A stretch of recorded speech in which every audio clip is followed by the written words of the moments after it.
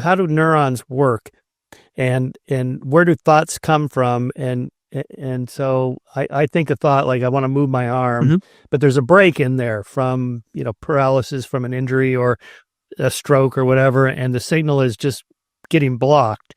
So what I guess can't you reroute it, or how do you think about that?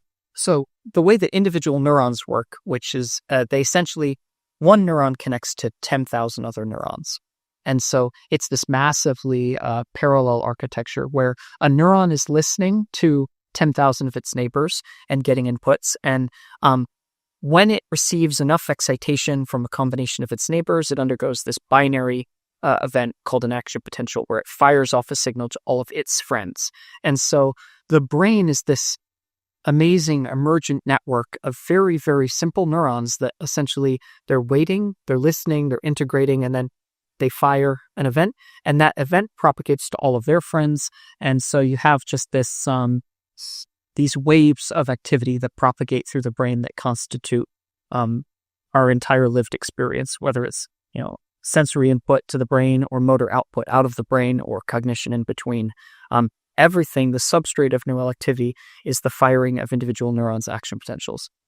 And how that relates to brain-computer interfaces is that if you can read out the firing of action potentials in a population of neurons, then you effectively have a description of what is being computed and what that network is doing.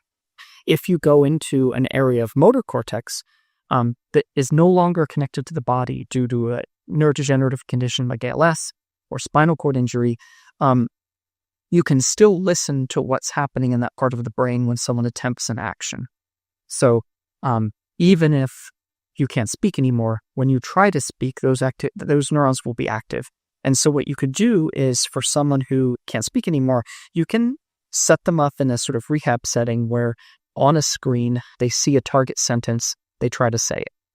Nothing happens. They see a new target sentence, they try to say it. Nothing happens. After attempting to say a few different target sentences, a decoder, which is essentially a piece of machine learning code that maps neural activity to the target sentences that were attempted, you can build a decoder that can predict what someone was trying to say based only on their brain activity. And once that's working, now they can use that in open loop and they can start communicating, and then they can learn to use that system better. And so that's happening right now at places like Stanford and UC Davis.